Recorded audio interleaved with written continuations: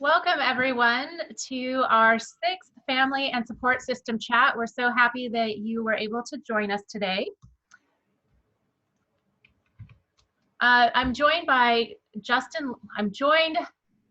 today with Justin Li, who is our co-host. Justin, will you introduce yourself? Yeah, hi.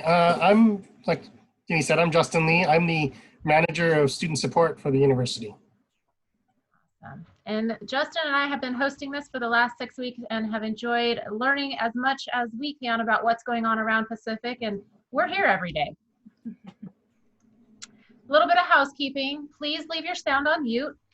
Use the chat feature to ask questions. You can send them privately to Justin or to everybody on the webinar today, and we'll answer those as they come through. So our goals for today is to give you information and resources and tips, answer your questions, check in, how are things going, and just really enjoy connecting as part of the Boxer community. I wanted to share with you, every day I walk outside and I find something new, and today my wild irises are actually blooming. Sorry, I had a video ready and prepped, and every so often it turns itself on. Never a dull moment in my house. So we are joined today by the Student Counseling Center, and I'll go ahead and let them introduce themselves. Denise, can I go ahead and start my screen sharing? Oh, you sure can. Wonderful. Thank you. Okay. Let's see if I can figure this out. Share screen. Here we go. Well, thank you so much, Denise and Justin, for hosting us today, and for all of the parents and families that are joining us to speak. We really appreciate it. My name is Laura Stallings. My pronouns are she, her, and hers. I'm a licensed psychologist here in Oregon, and also the director at the Student Counseling Center. And I'm joined with two of our other staff members, and they will go ahead and introduce themselves.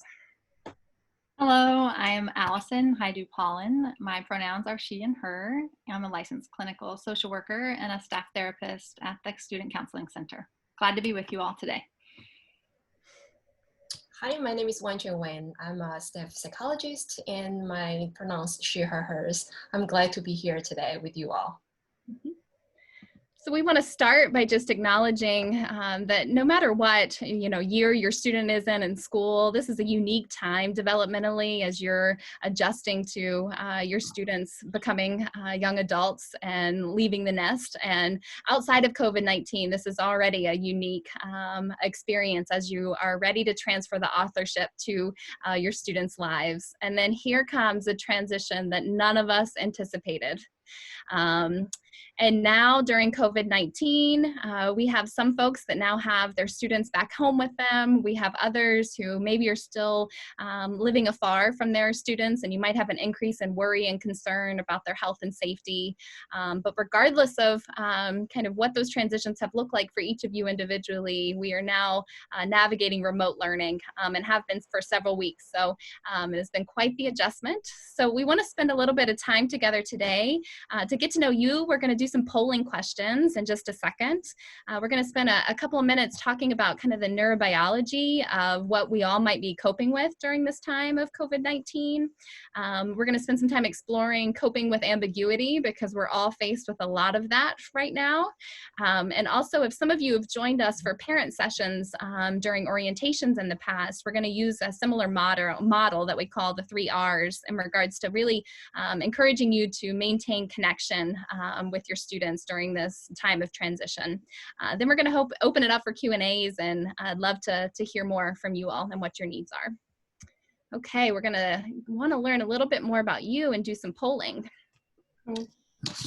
Thank you, Laura. So as Laura said, here are some simple polling questions that I would like to hear from you. And just to give you a heads up, the polling is anonymous. So Denise, would you mind putting up the first polling questions? So as you can see from the screen, where is your student currently living?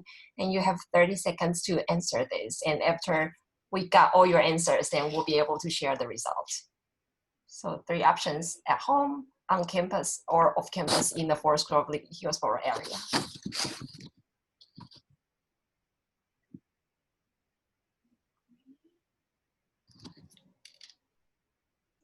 I should have prepped background music.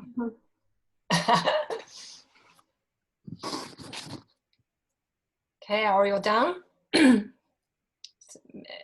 Are we able to see some results? Like see where you're all from? Okay, so we see 70% of our students are at home right now, and 25% live off campus in Forest Grove and Hillsborough area. Okay, great. Yeah, looks like that's kind of the trend for a majority of students go back home to live with parents. Okay, second polling question that we would like to know. Denise, would you mind pulling up the second question? Yeah, so where are you located? Just out of our curiosity. So there are a bunch of different options out there. And pick one and okay, if we are done with answering, we might be able to see some results. Okay, so we see pretty evenly people are from Portland metro area, 24%, and from Hawaii, 25%, Western US, 25%. I assume that was not including Portland area, and Midwest US is 25%, so that was pretty even. Cool. Okay, our third question about our parents. Yeah, what have you been experiencing during the past 6 weeks? And this is not a single choice question. Check all that applies. And you can review all the options out there, and I'd like to hear your experiences.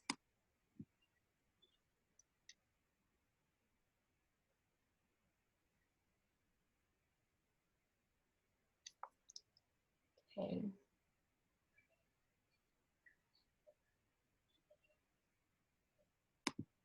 Okay, if we are all done, maybe Denise can show us some results. Okay, so 75% said anxiety about the future, 25% frustration, fatigue, difficulty sleeping, 75%, stress. You can see the red bar, 100% for sure, and loneliness, 25%. Difficulty focusing or concentrating, 50%, lack of motivation, 25%. And I hope that those results can give you some validation as parents that you are not alone and we are all in this together. Okay, well, thank you for participating in these little polling questions. And next, Laura is gonna start with about some perspective about neurobiological perspective about how our brain works during these pandemic times.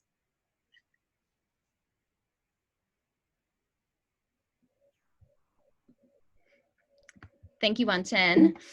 It's so wonderful to see that you all are really coming from all over the country and kind of having different experiences, but I hear some similarity for all of us, that we are navigating a lot of stress, we're experiencing some fatigue, frustration, there's worry about the future, and so just as Wan-Chen said, you are not alone. We are experiencing that too here at Pacific and doing the best that we can.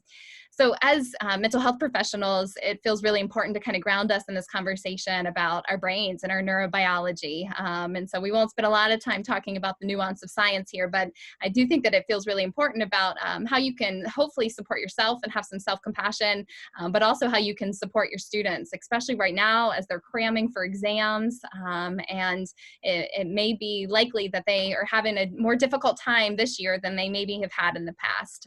So I want to spend a little bit of time there.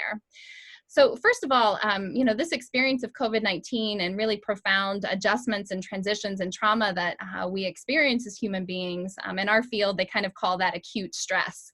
And when it comes to our neurobiology, there's a lot of different ways that that kind of gets played out. And so kind of categorize that a little bit in regards to physical symptoms, some psychological or emotional symptoms, and then also some cognitive symptoms. So some of those physical symptoms include sometimes our heartbeat can be beating faster. We might experience some shallow breath. We might be experiencing headaches, sweating.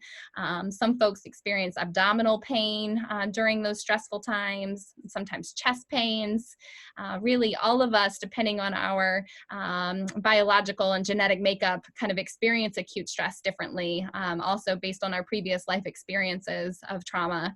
And so want to make sure to validate that there's going to be variation on all of these, but this could be arising for us. When it comes to psychological or emotional symptoms, we already hit on this a little bit in our poll, but we have, anxiety, potentially low mood, an increase in irritability, some emotional ups and downs, having a difficult time just containing emotion. I was laughing with my staff earlier. There's been several times where I've been crying in staff meetings, which is not always like me, but I have a lower threshold right now just to humanize and normalize that process. But one of the things that's talked about the least, I think, in regards to acute stress and the impact on us neurobiologically is kind of the cognitive symptoms that can arise from that. And so when we're facing stressors like COVID-19, really our full attentional resources are kind of deployed to really be trying to scan our environments for threats. And this is really an evolutionary process, and it can be really adaptive. But it also means that all of our resources get focused outwards to protect ourselves and our safety. And so some of our normal cognitive functioning, like being able to solve complex problems or being able to learn new skills or being able to cram for finals for our students right now, some of those abilities are really compromised in these moments. And so we're going to talk a little bit more about that. So I'm already hitting on some of this, but this is evolutionary. Oftentimes when we think about acute stress, it's really been a part of our lived experience to try to protect us from physical threats. So I oftentimes talk to my clients and your students, potentially, if they come to the counseling center. This biological process is more about protecting us from physical threats like bears. Like if you're in the woods on a hike and all of a sudden you see a mountain lion or you see a bear, then this process kind of gets enacted and we get a flood of hormones in our bodies to prep ourselves to protect ourselves. But unfortunately, we're not that sophisticated at times. Our bodies aren't and our brains aren't. And so even when it's not an acute stressor or that our physical health is immediately in danger, we still have this similar response. And so when it comes to chronic stress, something like COVID-19, where we've now been coping with this for weeks now, we were just reflecting before we admitted you all that this has been going on since the beginning of March and it's already May. Time has been flying by and kind of disorienting. But those emotional, our bodies kind of habituate a bit. And so some of those physiological symptoms that I talked about, like our increase in heart rate or having some headaches or noticing sweatingness or your abdominal pain or whatever that might be, some of those things subside and your body might not be experiencing those things. But oftentimes your attentional resources, those cognitive resources that I was speaking to, so your ability to concentrate and focus and attend to new material and learn new things, those things can still be impacted during chronic stress, making academic studies and everything that we're navigating really challenging. So, I'd like us to spin our thoughts a little bit about this. In our field, sometimes we call this cognitive interference brain fog. And so I think this brain fog is really a sign that what we're experiencing in our lives is not normal right now. And so we're all overwhelmed. Sometimes this can be a good reminder that we need to refocus our energy really on what the most important things are in our life, our health, our safety, if we have the luxury of having those right now. It can also help us to kind of set some boundaries and hopefully not take on too much. I know I struggle with that typically in my life, but I'm trying really hard, even more so during COVID-19, to be more skillful at that. It also can really help us take pause and process some emotions that we're experiencing. So maybe we're not solving complex problems or concentrating on studying for exams, but we might be processing the fear that we might be experiencing or the grief that we might be experiencing in light of COVID-19. I think overall, my message to you all really about your neurobiology is that I hope that we can keep moving forward with more kindness and compassion, that we don't have all of our resources right now, and it might take us longer to be able to navigate typical tasks. And our students are experiencing this too, and they might not know this science and this neurobiology, and so they might need some reminders and support to be gentle with themselves as they're cramming for exams or navigating these stressors. Okay, Allison, you can go ahead and take it away.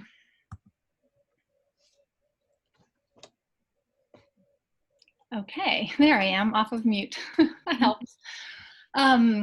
Yeah, so we just wanted to be able to really normalize that this is a time, as COVID-19 is evolving and happening and unfolding and shifting, a time of great ambiguity, a time of uncertainty, unfamiliarity, of unpredictability, and disruption in so many areas of our lives, of our students' lives, of your lives.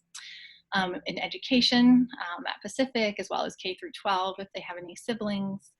In extracurricular activities, a lot of our students are athletes, and so sports are disrupted. Other kind of engagements that bring a lot of joy and structure, like theater or other kinds of civic groups. Employment, whether that's student employment or and families employment, internship opportunities, plans for the summer. Health can be disrupted right now, bringing to the fore concerns about when we have a cough or a sneeze, or if we have elderly family members or people who are in vulnerable populations that we're concerned about, as well as just the general public when we go out to the store. It's also impacting finances, whether that's, again, with employment, with loans, particularly for our students and family as well, around rent or mortgage.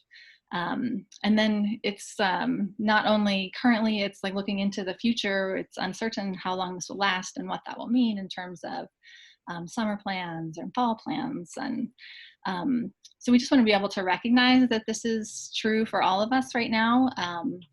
And it's as soon as we feel like we are kind of adjusting to a new normal, it tends to shift again with new information as we learn more about the virus, and as well as time keeps moving on, that we're now in finals and just after students try to adjust to the online learning. Yeah, so we encourage, and we'll keep talking about this as our presentation goes on, leaning into acceptance of what is happening right now, and being, as Laura mentioned, compassionate with ourselves and with our students as we're all kind of adjusting and then readjusting and then adjusting again. So common reactions that Laura touched on some of these, and I want to be able to go over them a little bit more as well, to this time of ambiguity and uncertainty and unpredictability, is to experience anxiety and stress as we're trying to change. That can look lots of different ways. So there's a lot of times physical reactions that show up, whether it's difficulty sleeping, feeling very fatigued. You'll notice some of these were also in our poll earlier, and many people are experiencing these right now. Sometimes that's a restlessness or an inability to relax. Sometimes it can show up as headaches or stomach aches or frequent illnesses. Just kind of recognizing that these things are common in a time like this, and even more so when we have on added stresses such as moving into finals week. So to be able to give ourselves and our students a little bit more compassion at a time like this. Sometimes it looks like emotional distress, so maybe, as Laura mentioned earlier as well, tears being more close to the surface. It might be a distractibility, it could be irritability or impatience, could be times of withdrawing from others, it could be feelings of loneliness or sadness or disappointment with so many losses right now. Laura went over the brain fog and difficulty focusing, so I won't spend too long on that, but that can show up as kind of disorganization or procrastination, missed assignments or missed meetings. So kind of having some understanding as your students experience this, as you experience this, of why this is happening, and being able to, again, give ourselves and our students that compassion of, okay, this is normal in these kind of unusual times. Last up is homesickness, which is a kind of something that we go over often in the fall as we start the year of students experiencing homesickness. That shows up really differently right now, and they're probably a lot of times kind of sad and missing what would be normally happening on campus and in their year, which has become so disrupted.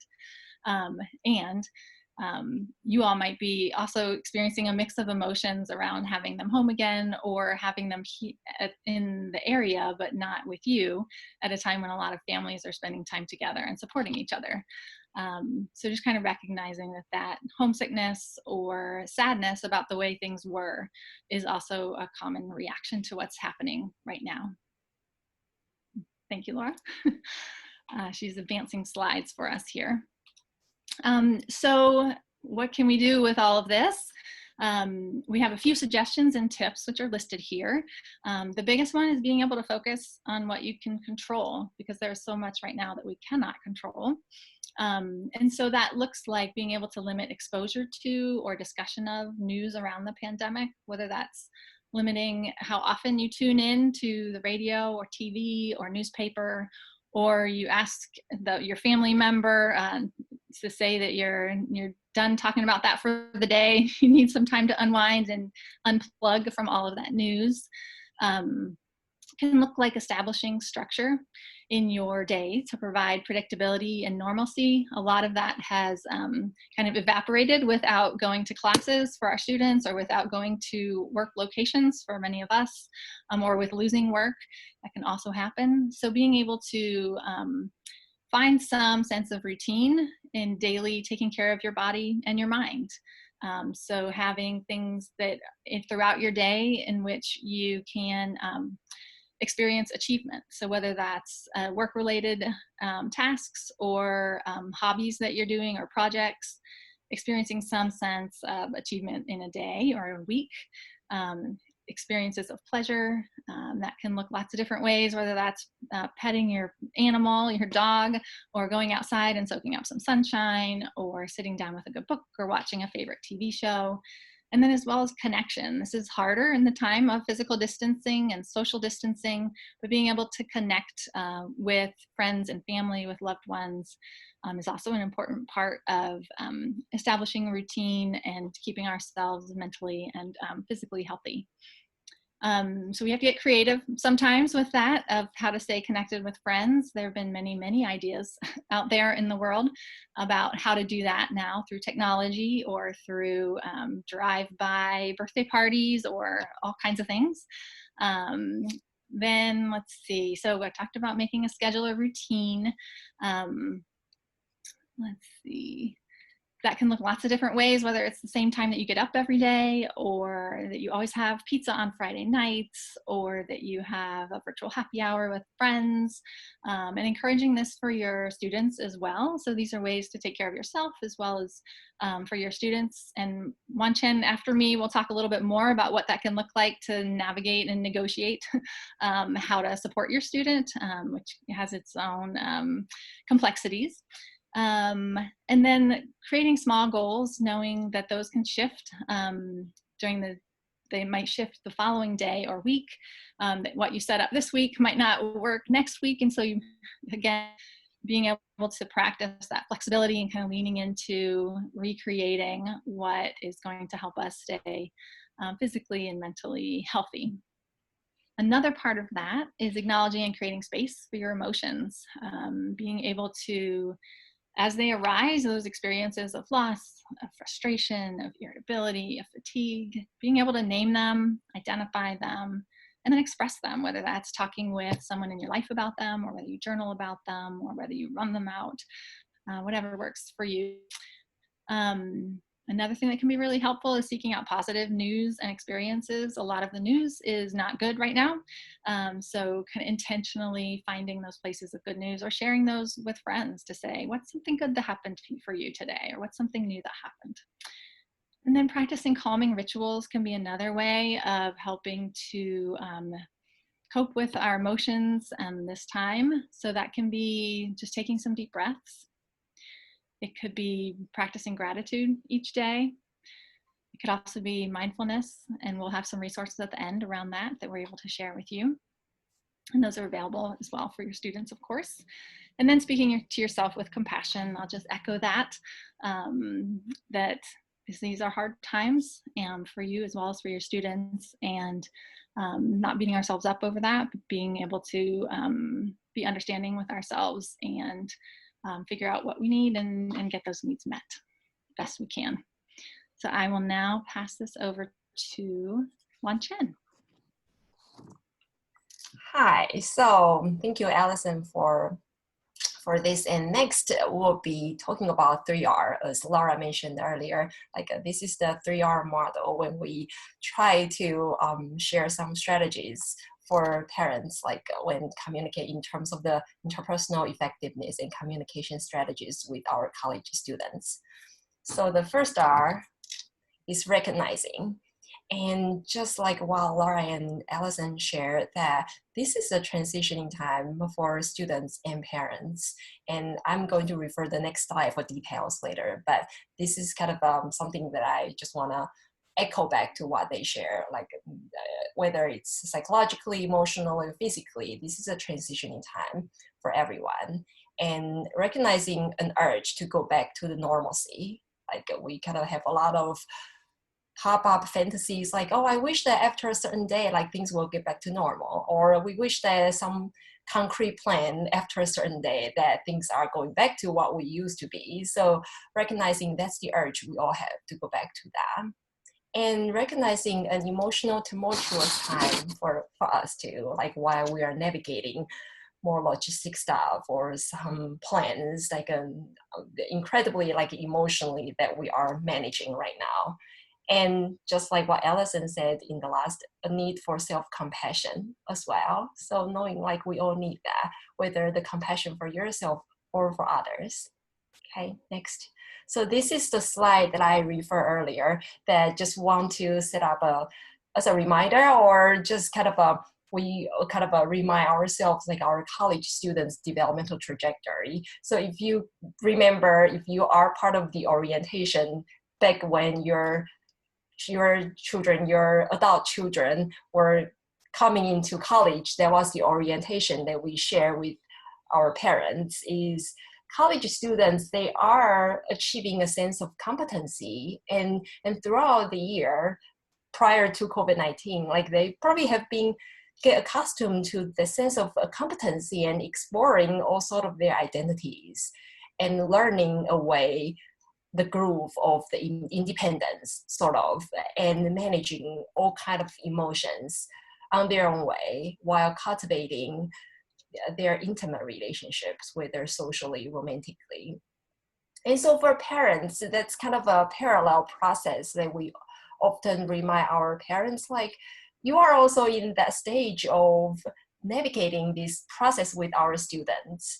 When it comes to the competency, parents are also learning to trust your students' abilities to be able to accomplish X, Y, and Z, which may not be the case prior to college. And that's kind of how you get to understand that's kind of what they accustomed to.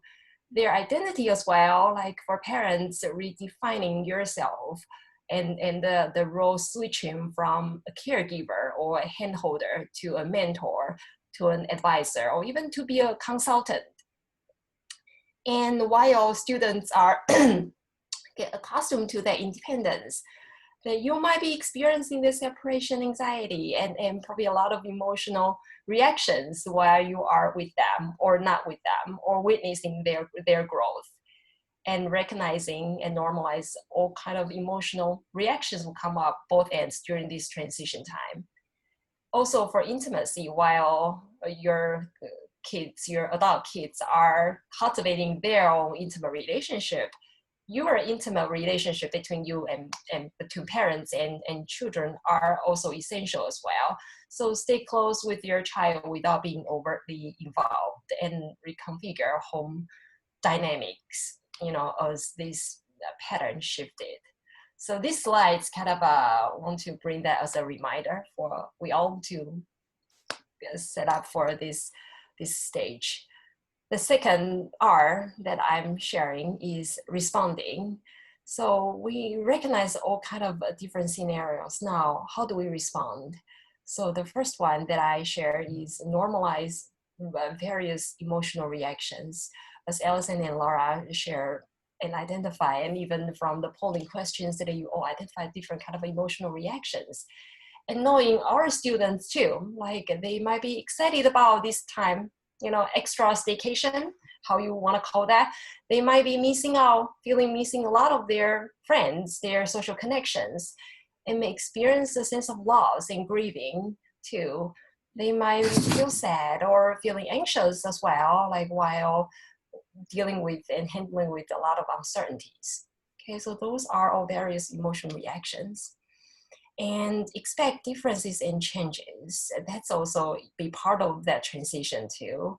And allow space and time. That's for not only for parents, for students as well. Like students, they are not signing up for online learning to begin with, but this is how they don't have that choice, being given that, and so allow some space and time for them to navigate.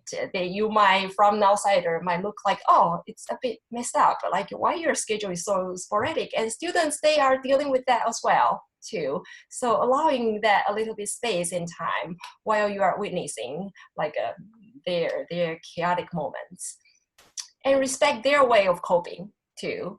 Like that's kind of a goal next to the one, model resiliency while encountering ambiguity too. Like demonstrate your human sides, like the emotionally vulnerable moments. Like it's okay to not to be okay, and to acknowledging that we are all managing as the best as we can. Mm-hmm. And redefine healthy boundaries among family members.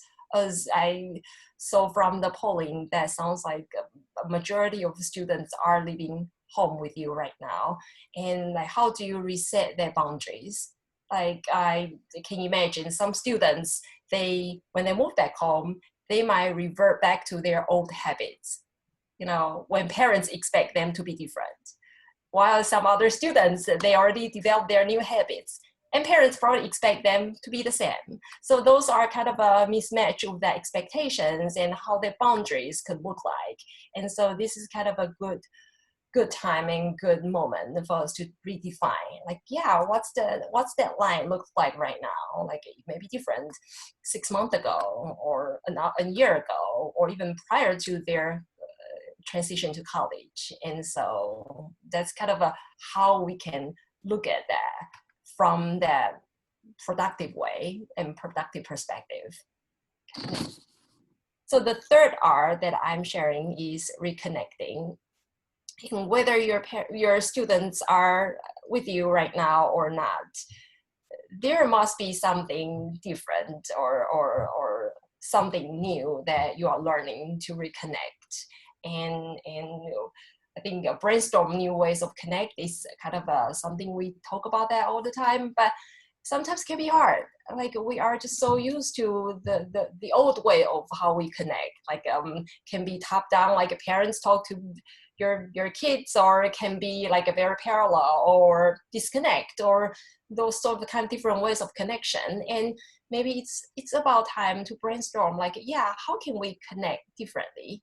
How can we bring that connection? And there could be something like you set up a routine, like I'm just gonna, maybe we can set up, if kids live at home with you now, maybe set up a family time. And how does that look like? They can be probably very different before they transition to college. But now it's kind of like we gotta figure out a new way of bonding time. And show your care, like knowing like what you have done, what even show up today, shows something that you care about your students. And I think that already meant enough, and that already meant much, that how much that you want to help your students and want to support them. And I think sometimes show care can be just acknowledging to them, like, how are you? I'm here for you. And they can be direct and can be simple and can be transparent. Mm-hmm. And sometimes like we want to kind of redefine the boundaries, like knowing sometimes that they don't want you to be too involved. They were just like, no, I'm fine. And you can trust what they say, sometimes. And sometimes maybe you might sense something is not right or something is off. And I think those are the ways that how you show care. It's like, I hear what you say, but also I acknowledge something is going on. Yeah, would you would you be willing to talk about that? You know, because that can be kind of sending that invitational card instead of intrusion, kind of a sense of intrusion. And be aware of college resources as well. College resources are abundant, and like today's workshop is one of the resources that we are trying to provide that for our parents, and also knowing like student, you are not in this on your own. Like college is a place that we want to make sure that students get connected to their support system, and knowing parents are one of the big one. Mm-hmm. And as I mentioned, trust our students and listen before judge. That's a hard one. And short term is empathy, right? And so listen before judge can be like, yeah, you want to invite them to talk to you, but not overjudge or not try to come up with some label before you understand the full picture. And sometimes they can be hard. And that takes time to practice and to acknowledging that, yeah, I'm not perfect, but I'm learning to navigate that with you. And so this is important to encourage your students to stay connected to their friends.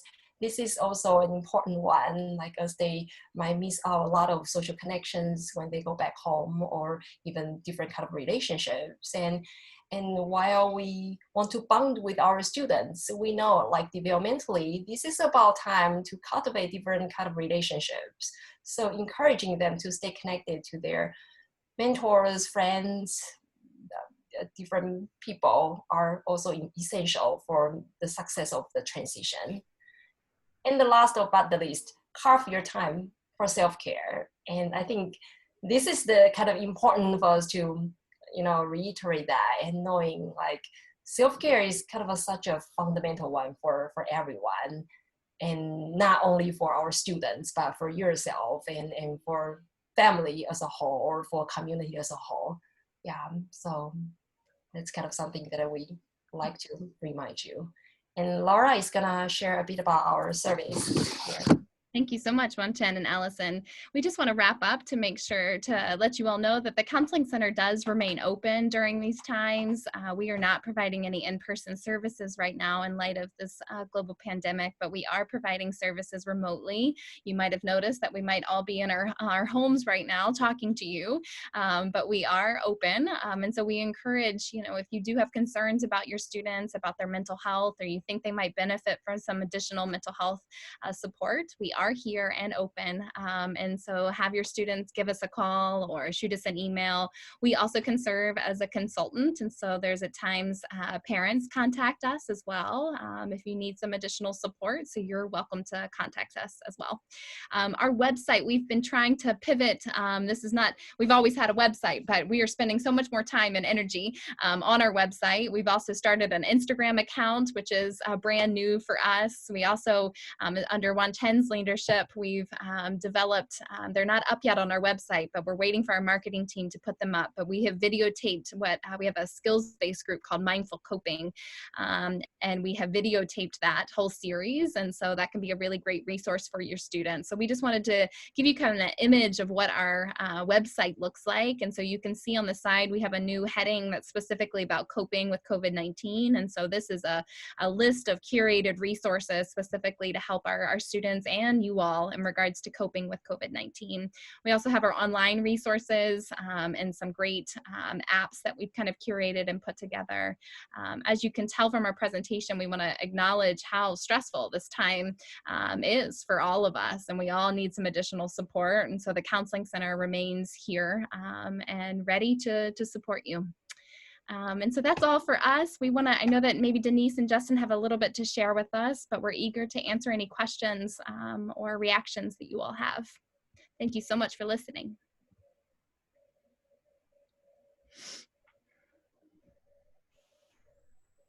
Justin, are there any questions so far in the chat room? No, not yet. So any of you are welcome to ask questions of the material that you've seen, or in general. We're here to answer those for you. Thank you so much to our presenters today. It's very, very helpful to hear from you, and especially as we're supporting our students as they head into finals and through the summer. Most of you know that I have a freshman here at home, and not so long ago, a couple hours ago, I walked into him explaining to his brother the proper way to cook top ramen. So, you know, it's been an interesting journey through all of this COVID-19. So, all right. Well, as more questions come in, we can always add to it. Laura or anybody else have any parting thoughts from the Counseling Center? Looks like we might have a question. I would just say, you know, even if you don't have a question right now, we do really encourage you to reach out to us we just threw a lot of information at you, and we could probably talk for hours and weeks. And so it was pretty surface level. And so if you have questions, keep them coming. We want to be here to support you. Thank you so much. Up on your screen, you'll see some resources. There's the Pacific Coronavirus website, our Student Life website that also has additional COVID-19 resources, and we also put up the Student Counseling Center resources. That was also put in the chat room when we started. So we always do a tip for the week. It's finals time. It's stressful. We know that. It's always a little bit on edge, but just be there to support your student. And, you know, when you see them freaking out a little bit, I know this has happened at my house recently, just remind them this too will come to an end and we'll be able to move on.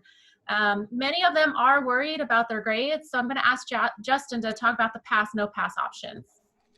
Great, thanks, Denise. Yeah, I also just want to remind you, the end of the semester is a good time to just celebrate with your students that they've managed to survive this particularly difficult semester. And yeah, it's going to be a little bit challenging for the next week or so as they finish everything up and get all their papers and exams done. Those of you who were with us in previous weeks know that we've had some folks talk about the pass, no pass option. Essentially, the university put this into place to say, we recognize that this has been a really difficult semester, that this is not how anybody expected it was going to go. And that has an effect on academic performance. So there is this option. After the grades are all turned in on May 15th, your students can review their grades and then decide for each individual class, do they want to keep the letter grade that they received, or do they want to switch to a pass, no pass? Obviously, if you're getting an A or B, you're probably going to want to keep the letter grade. Essentially what the no pass option is, if your students are getting a C minus or lower, that would typically be not a passing grade anyways. But by opting into the no pass, that means that doesn't affect their GPA. Their academic transcript will show a different notation that also makes note of the fact that it was in the middle of COVID-19. And so this is sort of a release valve for students. So if things just don't go their way, we want to make sure that this doesn't permanently affect their academic future. What Denise has put on the chat and what's also up on the screen are two websites. So the first one is the registrar's office explanation of the pass, no pass. One of the really important things to note on there are the dates. So the window to opt into the pass, no pass for each class is from the 18th to the 22nd of May. After that, that's no longer an option, and the grades that were assigned are permanent. The second website is something that our advising center put together, and it's sort of a decision tree that walks students through all of the options for what it might mean to take a class, pass, no pass, and at what grade level that might affect them. And so that's really useful information, particularly for those who are thinking about graduate school or have some GPA or credit-based scholarships or other requirements.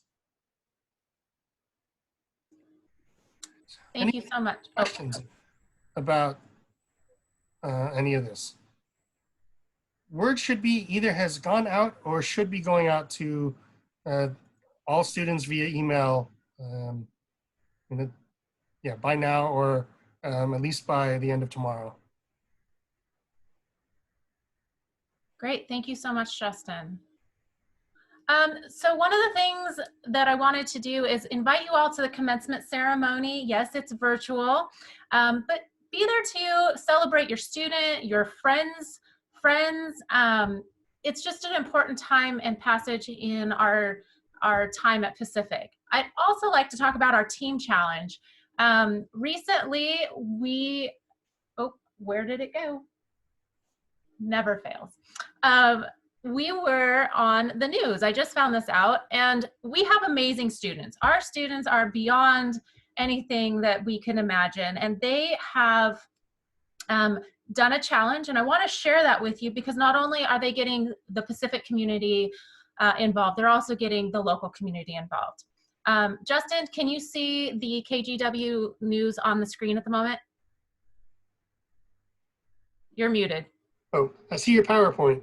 Okay, hold on one second. I wasn't sure whether that was going to come up or not. Okay. Now can you see it? Yes. Perfect. All right, here we go. For seasons canceled, a handful of local sports teams have started a fun new trend. They're doing a music video challenge, and Ashley Corslin is joining us now. Ashley, you always find the best challenges, the best contests. So what's this all about? Maybe I'm just too competitive. I don't know what that says about me, but I thought this one was really fun. We're going to show you 3 different local teams taking part in what they call the Quarantine Relay Challenge. So yeah, it's kind of like a music video. I don't know what to really call it, but once each team does their video, they post it online, and then they challenge another team, and it's really providing some pretty fun results.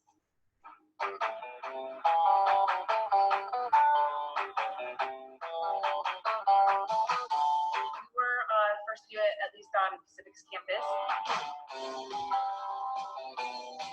and we've just been kicking around.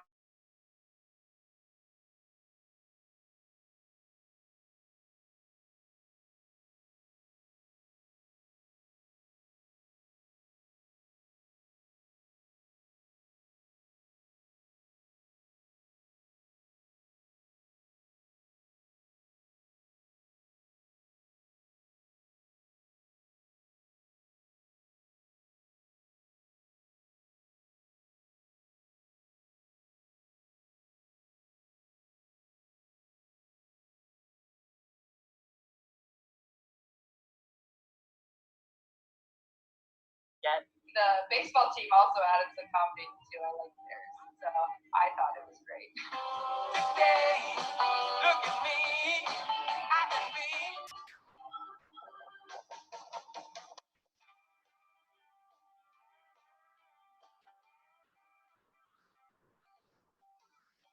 They did a relay video and challenged the baseball team. And I saw softballs, and I actually thought we had a lot of work to try and beat them because I thought theirs was really good. I think when they challenge us in anything, I think we always want to do a little bit extra to try and beat them because we're competitive with them.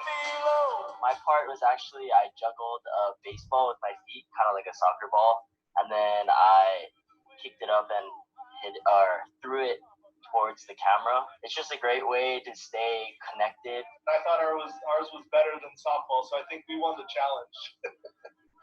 We started talking about maybe doing one for the Little League, and ultimately he had his team there at Pacific challenge us to create our own video. I was in a hammock, and the ball was tossed to me, and then I threw it the other way. I caught a pop fly, throw like 15 feet. I hit the ball.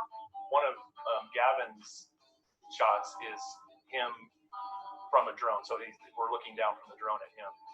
And that's one of my favorites, not only because it's my son, but also because of how he threw the ball and then looked up at the drone and gave a thumbs up.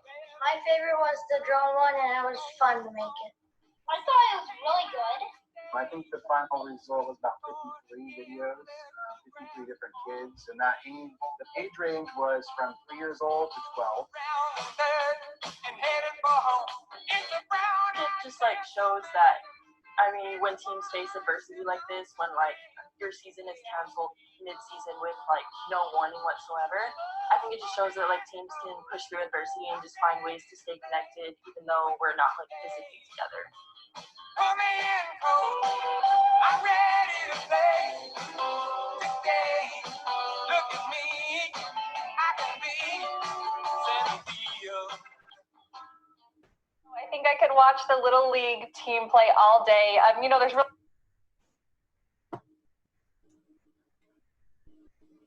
Hold on one second. I just want to get that back up.